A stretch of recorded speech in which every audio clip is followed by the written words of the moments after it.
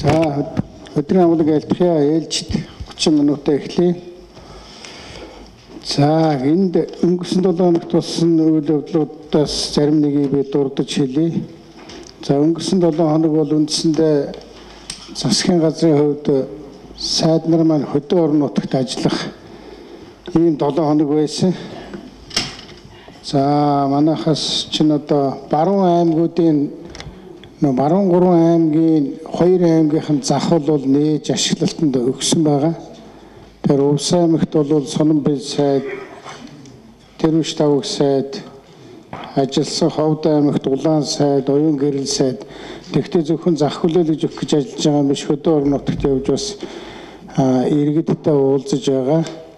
Энэ ажлуудыг хийлээ. Сононбил сайдын бол Санжитов сайд бас ажиллаж байна. Зохион аймагт Сайхан бэлэг сайд урагшаага 5 толгой гашуун сухбатын чиглэлийг нүүрсний гарцсан маань ямар хөө байдалтай байгаа. Тэнд шийдэх асуудлууд бас одоо бий болсон байгаа. Тэрнтэй танилцахаар ерөн сайхан бэлэг сайдын мэдлэлд бол нөгөө бомбын захиргаа ирсэн шүү дээ. Тийм учраас бомбтой холбоотой асуудлаараа бас явсан байгаа. Эрдэнэ сайд бас хөдөө ажиллаж байгаа. Ерөн сайд нар бүгдээрээ бол хөдөө ажиллаж байна. Уян гэрэл удуул сайд бас хөдөө ажиллаж байна. За бид өчигдөр Орхон аймаг Эрдэнэ хотод ажиллаад ирсэн. За энд ажиллах гол зорилго бол импортыг орлох. Эрдэнэт бол өөрөө маш их хэмжээний бараа бүтээгдэхүүнийг импортоор авдаг ийм үйлдвэр. Тэгэхээр энэ дээр одоо импортыг орлох чиглэлээр ямар ахис твшил гаргах вэ, юу хийх вэ гэдгийг нэгдүгээрт бид нэр ярилцсан. Өмнө нь одоо ярьж ирсэн. За ингээд Эрдэнэт үйлдвэрт ажиллаа. Тэнд бол за нэгдүгээрт аймаг орон нутгийн ажил бол иргэдэд ил тод нээлттэй боломжийн хэмжээнд явж байгаа. Хоёрдугаарт үйлдвэрийн хувьд бол 3 чухал ажлыг хийсэн байна. Нэгдүгээрт бол шахааны бизнес буюу одоо өөрөөр хэлбэл боломжийн үнээр авчих юмыг маш өндөр үнээр шахдаг байсныг бол харьцангуй бол зогсоож чадсан байна. Энийг зогсоосны хүчинд бол 38 тэрбум төгрөгийг хэмж чадсан байна. Эрдэнэт үйлдвэр өнгөрсөн 13 онд 1 жил 38 тэрбум төгрөгийн шахааг бол зогсоож чадлаа гэсэн. Би ганцхан жишээ хэлэхэд Белаз гэж том машины нэг ширхэг дугуй $50,000 авдаг байсныг одоо $28,000 авдаг болсон байна. Бүхэл бүтэн $22,000 гэдэг чинь 30 гаруй сая төгрөгийг нэг дугуйн дээр бол шахдаг байсан юм байна. Тэгэхээр энийг бол бас өөрчилж чадсан байна. За түмэн жишээ хэлж болно. Тэнд одоо сэтгүүлчд очсон учраас тэднийг ярих байх. Хоёр дахь нь бол хэрэгтэй хэрэггүй маад агуулгатай ихээхэн хэмжээний агуулгын үлдэгдэлтэй байдаг 130 гаруй тэрбум төгрөгийн агуулгын үлдэгдэлтэй байсан айл тэрнийг бол багасгасан нэг 30 орчим тэрбум төгрөгөөр багасгаж чадсан байна. За гурав дахь нь бол бас дотоодоос авчиж болохыг гадаадаас авдаг байсныг шинэ удирдлага нь бол зогсоосон. Одоо жишээлх юм бол засвар механикийн завууд гэж тэдний завуудыг хийж чаддаг бүх юмыг бол гаднаас авахгүй гэдгээ зарласан байна. Ингэснээр бол Эрдэнэт үйлдвэр маань засгийн газрын тавьж байгаа гол зорилт болохоо дотооддоо хийж болдог юмыг дотоодоос авъя гэдэг энэ бодлогыг бол бас амжилттай хэрэгжүүлж эхэлсэн байна. За 3 аймаг бол битүү захтай болсон. Гэхдээ Баян Улгийнх бол ашиглалтанд өгөөгүй байгаа. Баян Улгийнх бол 3 сарын 10 дараа өгнө. Бус нөгөө хоёр нь бол ашиглалтанд орчлоо. За энийг жижиг юм байгаа. Тэгтээ бас та бүхнийг анхаарал хандуулах хэрэгтэй. Нэгдүгээр эмнэлэг бас 2 жил ярьсан юм аа. Тэгээд хавдрыг эрт оншилдог тийм багаж тоног төхөөрөмжтэй болсон байгаа. Хавдрыг эрт оншилдог. Тэгтээ энэний арга нь бол цөмийн арга юм байгаа. За энэнийг бол бид нэр өнгөрсөн 7 хоногт бол ашиглалтанд оруулсан байгаа. За оюун сайд маань 11 төв дээр ажилласан байгаа. Тендер маань ямар хөө явцтай байгаа талаар манай тендерийн агентлаг бол мэдээлэл хийсэн байгаа. За ийм хэдэн зүйлийг би товчхон хэлэх гэсэн. Эх 7 хоногийн 1-р өдөр бид нөгөө 1151 төслийнхээ талаар бүтээн байгуулалтын цаг дээр мэдээлэл хийж таарах гэдэг. Тэр маань ямар хөө явж байна, яаж байна, цааш нь яаж шийдэх гэж нэгдгээр 1-р өдөр танаас цагийг 12 болгоцсон байгаа. Тийм ээ. Тэгэхээр 1-р өдрийн 12 цагаас бид нар тэр нөгөө хөгжлийн банкныхантайгаа ирээд хамт суугаад тэрнээрээ нэлээд дэлгэрэнгүй танилцуулга хийчихье. За 3 дахь өдөр сайдад өгсөн үү? За 3 дахь өдөр бас нэг сайд. За ийм л зүйл байна. За тэгээд та бүхнийг зочдтөр яваад ирэх оронд бас валютын ханш маншгад асуудал үүссэн. Тэгэхээр би Монгол банкны ерөнхийлөгчийг бас хамт байлцаач гэж ингэж хүссэн байгаа. За баярлалаа. Сүүлийн 3 жилиг бол та нар мэдчихэж байгаа бах. Монголын эдийн засаг бол гадаад худалдаа тогтмол алдагдaltaй байсан. Сардаа нэг 100-аас 200 сая долларын алдагдaltaй явдаг байсан Монгол улсын гадаад худалдаа. Сүүлийн 3 жилд 30 хэдэн сар гэсэн үг шүү дээ. За сүүлийн 5 жил бол ер нь гадаад худалдаа маань жилийнхээ түнгээр дандаа алдагдaltaй явж байсан. Энийг нөхдөг юм маань гадаадын өргөн оруулалт байсан. За энэ маань үргэлжилсээр байгаа сая 12, 13 онд бол манай худалдааны гол одоо бүтээгдэхүүнүүдийн үн бол ялангуяа нүүрснэр бол нэлээд сул байсан. Тэр энэ өөрөө Монголын эдийн засагт одоо тохиолдсон үндсэн одоо гадаад нөхцөл байдлын нөлөөллүүд нь зүгээр дотоод нөхцөл байдлаас бид нар шалтгаалсан юм олон байсан. Та бүгд мэдж байгаа энэ тооломчуудаа бид нар ярьцгаасан. Одоо зүгээр томлоод хэлэх юм бол зүгээр гадаадын өргөн оруулалтаа боомлсон, экспортоо сайн дэмжээгүй гэсэн нэг үндэсний хэдэн шалтгаанууд. За алтыг бол бид нар бүр бараг жилийн 3 тонн хүртэл бууруулсан байсан олборлолтоо. Алт тушаалтаа 20 тонн хүрчээсэн бүтээгдэхүүнийг миллиардаас нэг 150 сая доллар хүртэл нь буулгасан гэсэн үг шүү дээ. Орлого нь бол. Гэхдээ надлан энэ процесс бол үргэлжилж байсан. Энэ жил ч гэсэн ерөнхийдөө нүүрсний үн дээр бол бидний харж байгаа бол оны 2 дугаар хагасаас бол арай жоохон эрэг дүр зураг харагдаж магадгүй. Гэхдээ энэ сул байдал нь тэр чигээр үргэлжилсээр байж байна. Гадаад өрөнгө оруулалтын хувьд бол анх удаа харин одоо 13 оны 1-р сартаа харьцуулахад бол эрэг тоонууд харагдаж эхэлж байна. Энэ оны 1-р сарын тоог ирж байна. За өнөөдрийг хүртэл 2-р сарын төгсгөл хүртэл бол ерөнхийдөө гадаадын өрөнгө оруулалт маань болохоор надлан өдий чинь 214 сая долларын өрөнгө оруулалт орсон байдаг бол одоо 280 сая долларын гадаад өрөнгө оруулалт орсон байх жишээтэй. Эрэг тоо харагдаж эхэлж байна л да. Экспортын дээр ч гэсэн, худалдаан дээр ч гэсэн сая энэ ханш бол нэг доллартай харьцах ханш маань 19%-аар нодлон онд дуусгаад за яг эдийн засгтны бүтэн валютынхаа сагсаараа нөлөөлөл нь 15%-аар өөрчлөгдсөн. Энэний үр дүнд бол манай импорт бол нэлээд татагдсан. Бүх төрлийн импортууд. За экспортууд маань ч гэсэн харин жоохон нэмэгдлээ. Нүүрсийгс тооцвол. Зис бол сая эрдэнэ үйлдвэрийг ярьж байна. Үнэхээр экспорт нь бол эрс нэмэгдсэн байгаа. За тэгээд алтных ч нэмэгдчихлээ. Бусад бүтээгдэхүүнүүд нэмэгдсэн. Сая 14 оны 1-р сарын худалдааны тэнцэл гэж үзэх юм бол сүүлийн 30 сард үзэгдэг анх удаага бид нар бараг ер нь тэнцвэртэй худалдаа хийж үзлээ. Нэг бас Монгол улсын зардаг бараа нь одоо импортлдог бараа хоёр маань ерөнхийдөө тэнцвэртэй болж эхэллээ анх удаага. Тэгэхээр бид нар зүгээр энэ сая оны төгсгөлд байсан 1700 гэдэг ханш. За энэ ханшин дээр байж байгаа ерөнхий гадаад худалдаа Монголын эдийн засаг маань ер нь нэлээд тэнцвэржиж эхэлж байгаа юм байна. Энэ татагдчихад байгаа валютын ор хурсгал дээр энэ маань ерөнхийдөө тэнцвэрчгээд байгаа тийм аншин байна гэж үзэж байгаа Монгол банкны зүгээс. Тэгээд одоо энэ оны эхний 2 сарынхаа дүнгээ харах юм бол ор хурсгал маань валютын арай жоохон нодлон жилтэйгээ харьцуулахад бол нэмэгдсэн. Гарах хурсгал маань нодлон жилтэйгээ харьцуулахад бол арай багассан харагдаж байна л да. Тэр дүр зургийн хувьд бол бид нар нэлээд тэнцвэртэй төвшөндөө ирсэн байна гэсэн ийм одоо худалдааны тэнцлээ хараад төлбөрийн тэнцлээ харсан ч гэсэн ер нь энэ валютын орох гарах хурсгал за цаашдаа энэ маань харин одоо бид бүгдээрээ мэдж байгаа 1-2 дугаар сар гэдэг бол эдийн засгийн хувьд бол дөнгөж одоо оны эхлэлийн сарууд байдаг. Дараагийн 3-4 сар бол манай гол импортын сарууд байдаг. Тэгэд оны 2 дугаар хагасаас эхлээд манай гол экспортын орлогууд ордог сарууд байдаг. Ийм улирлын чанартай Монголын эдийн засаг. Тэгэхээр энэ улирлын чанартай энэ хэлбэлцлүүдийг зохицуулахад бол Монгол банк бол оролцож явсан, оролцдгороо оролцсон.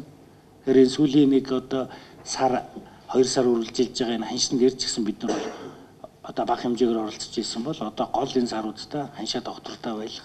За энэ худалдаа тэнцвэртэй болж эхэлж байгаа энэ ханшийг бол хамгаалах. За явандаа мэдээж одоо нүүрсний экспорт сайжраад манай экспорт сайжраад импорт нь багасаад энэ ханшин дээр худалдаа маань ашигтай болоод эхлүүл мэдээж ханш чангардаг тал руугаа ирэх байх. Сая зөвхөн алтан дээр л ихэд бид нэр та бүгд зарим нэгэн мэдээллүүдийг сонсож байгаа бох манайхнаас гаргасан мэдээллүүд байгаа. 2 жилийн өмнө яг өдөрт бол Монгол банкнд 200 кг алтал тушаагддаг байсан. Жилийн өмнө хэд нэг 500 кг. Одоогийн байдлаар бол тонн 300 кг тушаагдчихад байж байна. Тэгэхээр алтан дээр бол бодитойгоор биднэрт бол яг өсөлт бол харагдаж байна. Энэ маань одоо бидний харж байгаагаар бол нүүрсний уналт буюу нүүрснээс алдчихж байгаа тэр нодлонтойгоо харьцуулсан тоонууд бол бараг нөхчгөр тоонууд юм шиг. Тэгэхээр худалдаа бол ерөнхийдөө нэг ойрын эхний мэдээж хэдэн сард бол дандаа минустай явдаг нь бол ойлгомжтой. Нэг импортын сарууд учраас оныхоо дүндээ бол бид нар жилдээ бараг нэг 2 тэрбум долларын алдагдaltaй байдаг худалдааг бол энэ жил бол ер нь бараг тэнцвэржүүлэх тал руу нэлийн төхөөлөх болов уу гэж харж байна. Тэгэхээр энэ жилийнхаа зургийг харахад бол нэлээд тийм одоо тэнцвэртэй гэсэн ийм тоог бол харж байна. Тэгэхээр энэ ханшин дээр бол бид нар тэнцвэртэй гэж харж байна. А яваандаа мэдээж гадаад нөхцөл байдал сайжрах юм бол энээсээ мэдээж ханш маань чангарах болно. А энэ бол зах зээлийнхаа өөрийнхөө юугаараа бол зохицуулагдаж явдаг. А зөвхөн Монгол банкны зүгээс бодлогын хувьд төгрөг тал дээр барьж байгаа бодлогын хувьд бол бид нар 2-7 хоногийн өмнө та нарт бол бодлогын зөвлөлийн мэдээллийг бол өгсөн. Төгрөгийнхаа үгээ бид нар тогтвортой одоо байгаа төвшин дээр нь хадгалах зүйтэй байна. Бүтэн жилийнхаа зургийг бид нар харж байгаа. Бидний бодлогын өв бол нэг 6 сарын дараа яг эдийн засгт бодит нөлөөлөл өгч идэг учраас урагшаа харсан тийм үзүүлэлт байдаг. А анхны хувьд бол бид нар тогтвортой байх нэ гэсэн ийм хүлээлттэй байж байгаа. Юуны хувьд бол бид нар ингэж л харж байна л да. Үн тогтворжуулах хөтөлбөр эхнээсний ярьчаа. Энэ жил бол мэдээж 3 жилийн хөтөлбөр байсан. Засгийн газрын хамтарч хийж байгаа хөтөлбөрүүд маань эхний жилийнх нь бол ер нь бид нэр үр дүндээ хүрсэн гэж харж байгаа. Ялангуяа одоо бидний яг зориод исэн гол зорилтод барааныхаа төвшөнд бол бид нар үнүүдэд доктортой барьсан. Та бүгд мэдж байгаа 13 онтой харьцуулахад 14 оны инфляц маань 2% буурсан байгаа. За мэдээж эрчим хүч боловсролын үн боогоо нэмэгдээг байсан бол бараг 9% инфляц маань орж ирэх байсан. Ийм статистик тоонууд бол гарсан байгаа. Тэр эндээс үзэхэд бол ерөнхийдөө хөтөлбөрийн маань бодлого зорилго маань нийцтэй явсан юм байна. За ялангуяа одоо ингээд гол өргөн хэрэглээний бараануудын үн тогтвортой байгаад байх юм бол энэ эдийн засгт бол эргээр нөлөөлдөг. Тэгэхээр ханшийн хувьд бол эргээд дахиад нөгөө дараагийн таны асуусан асуултан дээр бол бидний хувьд бол яг төргөөр илэрхийлэгдэж байгаа бараа үйлчилгээний үн ер нь ямархуу хөдөлж ийн гэдэг л бидний гол зорилго байдаг. Энэ дотроо дотоодын үйлдвэрлэлийн бүтээгдэхүүн ямар байна?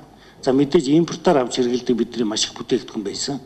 Одоо ч тэр нь нэлээд их олон жил бид нар энэ дээр голцоо энэ дээр Монголын эдийн засаг бол тэгж явж ирсэн. Иргэд маань өрх гэрүүд маань голцоодын импортын орцтой бүтээгдэхүүн хэрэглэдэг. Тэр энэ маань бол ерөнхийдөө сая би түрүү хэллээ. Худалдааны тэнцэл дээр харагдж байгаа нэг 10%-аар 15%-аар бол буурсан байгаа. Тэгэхээр энэ нөлөөллүүд бол яванд бол багасаад явах болов. Тэгэхээр төгрөгийн хувьд бол төгрөгийн доктортой байдал гэдэг дээр бид нар төгрөгөөр илэрхийлэгдэж байгаа бараа үйлчилгээний үнийн доктортой байдал гэж хардаг. Тэрнээс ханшийн доктортой байдал гэж хардаг. Ханш гэдэг маань та бүгд мэдчихэж байгаа. Маш олон зүйлээр шалтгаалдаг. Нийт эдийн засгийн үндсэн гадаад дотоод нөхцөл байдлаар шалтгаалдаг. Экспорт, зээл одоо энэ бүх зүйлээр шалтгаалдаг учраас гадаад хөрөнгө оруулалт энэ маань өөрийнхөө зах зээлийн жамаараа зохицуулалтаа явдаг. Гэхдээ гол илэрхийлэл нь түрүү миний хэлээд байгаа худалдааны тэнцэл, за эндээсээ гараад төлбөрийн тэнцэл ингээд нийт орж байгаа гарч байгаа урсгал маань баланс байх юм бол мэдээж Монгол улсын ханш доктор төгрөгийн ханш маань доллартай харьцах ханш маань юм уу одоо өөр гадаад валюттай харьцах ханш маань бол доктортой байдаг. Энэ үнцгээс бол энэ жилдээ бол бид нар ханшийг бол доктортой байлгана гэж бодож байна.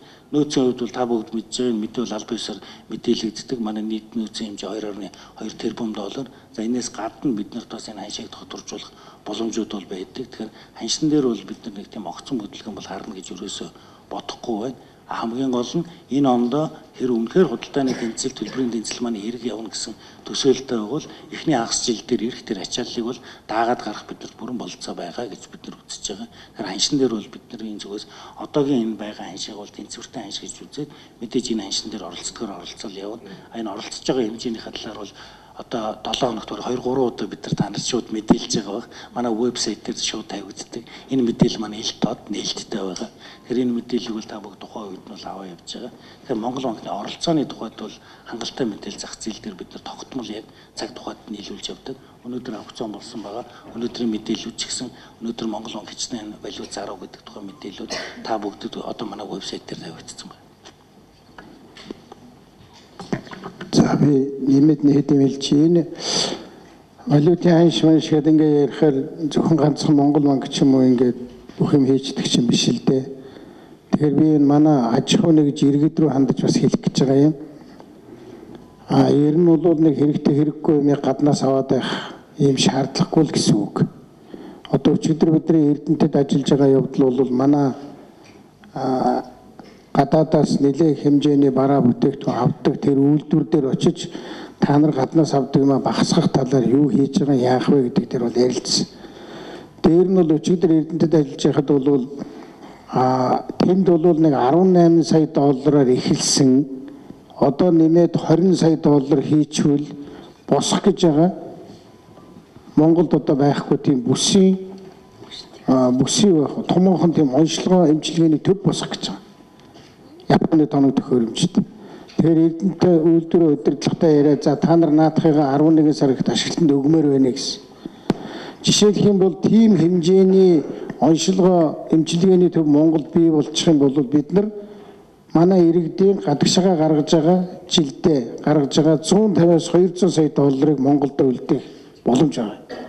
Тэгэхээр Эрдэнэтэд очихоор зөвхөн үйлдвэрийн тухай биш тэнд баригдах гэж байгаа эмнэлэг хэрвээ босчихсон байгаа тохиолдолд манай иргэд гадагшаа явах шаардлагагүй дотооддоо онцлогоо эмчилгээ хийх боломж өгдөг учраас тэр гарч байгаа 100-200 сая доллар бол бас Монголд үлдэх боломжтой. Тэгэхээр би аж ахуйн гэж иргэдэд юу гэж хэлэх гэж байна вэ гэхээр шаардлагагүй. За одоо гарцаагүй шаардлагатай тоног төхөөрөмж ганц хоёр юм бол одоо авдаг л байх.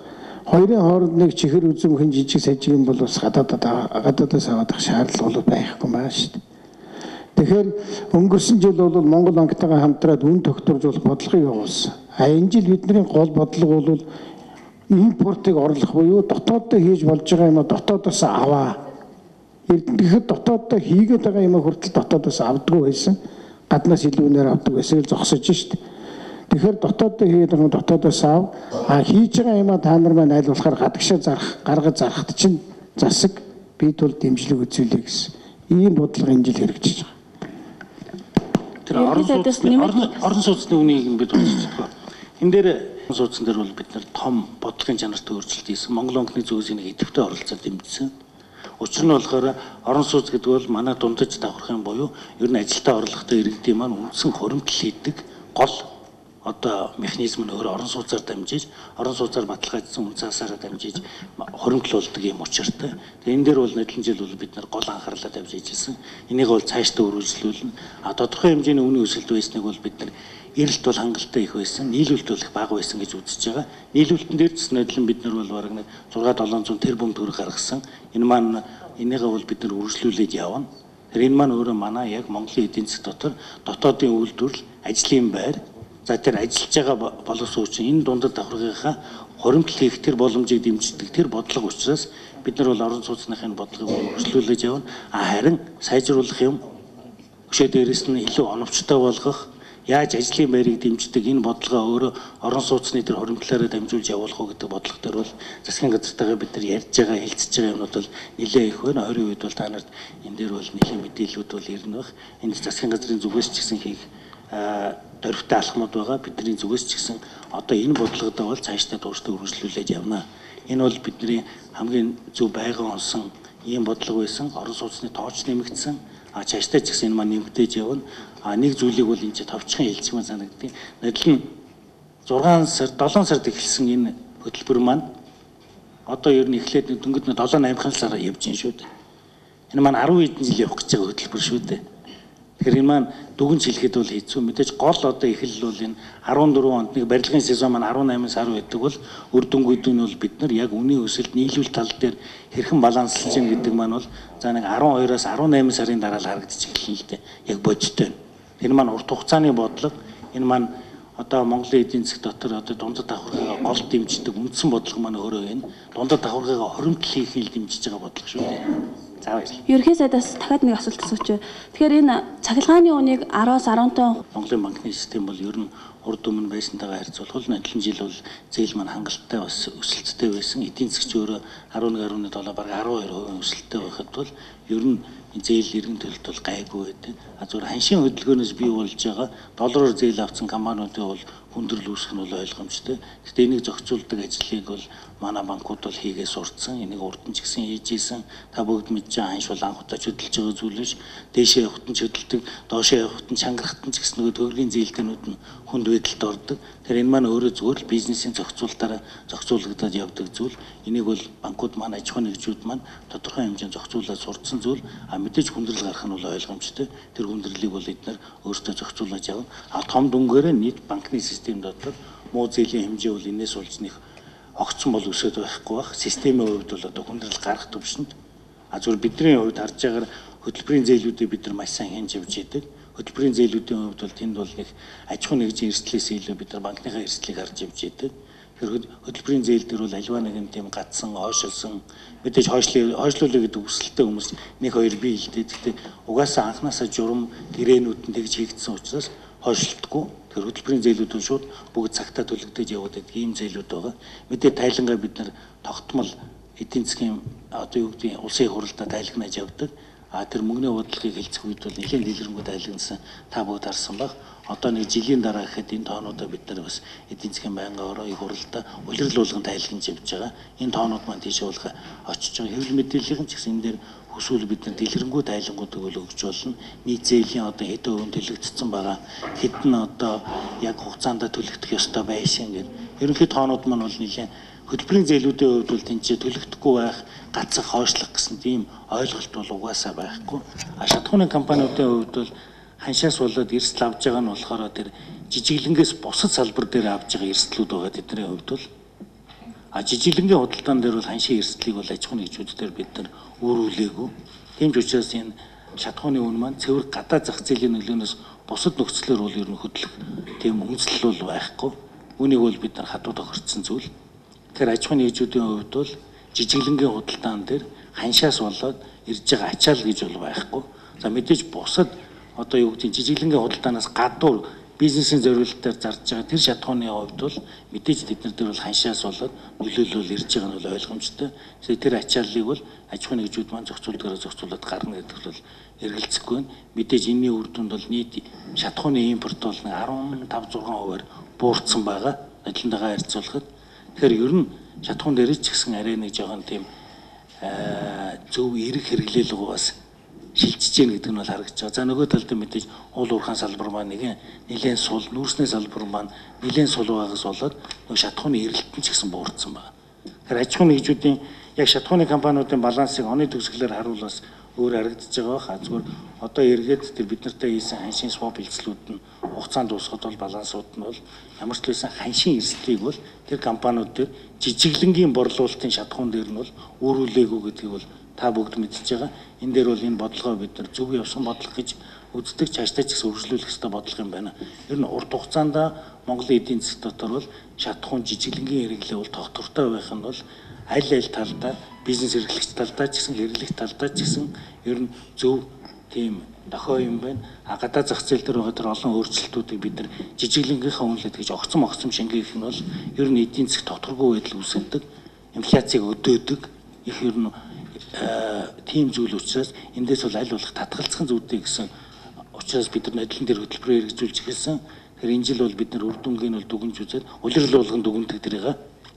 Тэгээ ер нь бол энэ маань зөвтэй явж чинь цаашдаа ч гэсэн үргэлжлүүлэх зүйтэй байна. Харин дотор нь орж жоохон сайжруулах зүйлүүд бол нэлээд хэд байна. Одоо 3 жилийн хөтөлбөр дөнгөж эхний жилээр бид нар харж байна. Дараагийн жил сайжруулах зүйлүүдийг бид нар засгийн газартаа бол нэлээд дэлгэрэнгүй яриад тохирсон зүйлүүд байна.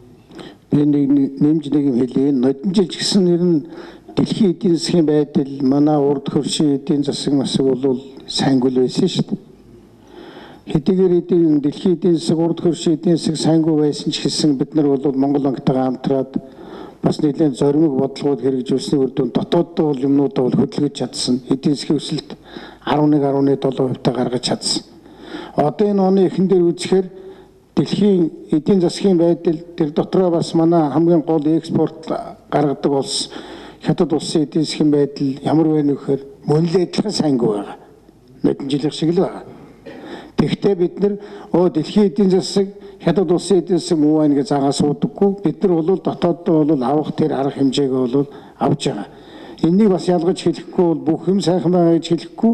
Хэдийгээр гадаад нөхцөл байдал тааруу тэр дотроо муу байгаа боловч нодон жилийн шиг байгаа боловч Монгол банк засгийн газар хамтраад бас дотоодынхаа үйлдвэрлэл, дотоодынхаа бизнесийг дэмжих тэр бодлогыг бол одоо энэ жил бол арай шинэ нөхцөл байдлаар өнгөрсөн жил бол үн докторжуулах гэдэг хэлбэрээр энэ жил бол импортын орлогыг дэмжиж, экспортод гаргаж байгаа юм дэмжиж гэдэг энэ чиглэлээр бид нэр хөтөлбөрөөр арай өөрчлөөд ажиллаж байгаа.